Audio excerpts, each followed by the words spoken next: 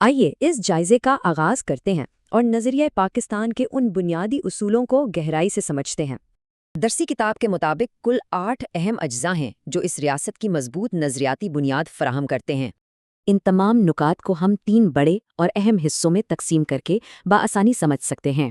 سب سے پہلا حصہ توحید ہے، یعنی پوری کائنات پر صرف اور صرف اللہ کی مکمل اور حتمی حاکمیت۔ اس کے فوراً بعد رسالت کا ذکر ہے، جس میں ختم نبوت پر پختہ ایمان لانا بالکل لازمی ہے۔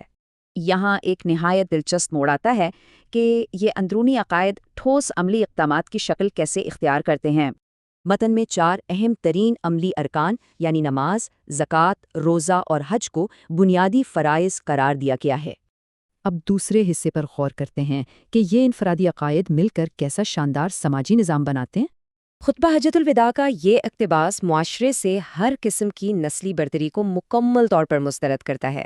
سورۃ الحجرات کے حوالے سے پوری انسانیت کی مشترکہ ابتدا اور سچے بھائی چارے کو نمایاں کیا گیا ہے۔ لہٰذا اصل بات یہ ہے کہ ایسا سچا بھائی چارہ معاشرے میں مکمل عدل اور انصاف کا تقاضا کرتا ہے۔ اس مشہور حدیث کا حوالہ یہ ثابت کرتا ہے کہ قانون کے سامنے واقع کوئی بھی شخص بالا تر نہیں۔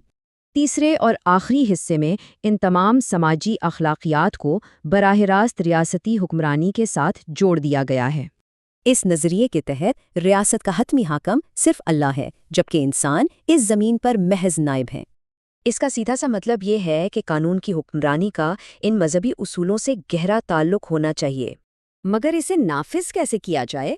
اس کے لیے مشاورت پر مبنی ایک بہترین جمہوری نظام پیش کیا گیا ہے۔ یہاں جمہوریت صرف اور صرف مشاورت کے اصول پر قائم ہے تاکہ حکمرانوں کا مسلسل احتساب یقینی بنایا جا سکے۔ یہ حکومتی خاکہ نہایت اہم ہے کیونکہ یہ اقلیتی گروہوں کے لیے بالکل مساوی حقوق کی ضمانت دیتا ہے۔ ان اقلیتی حقوق کی مکمل توثیق قائد اعظم کی 11 اگست کی تاریخی تقریر سے بخوبی ہو جاتی ہے۔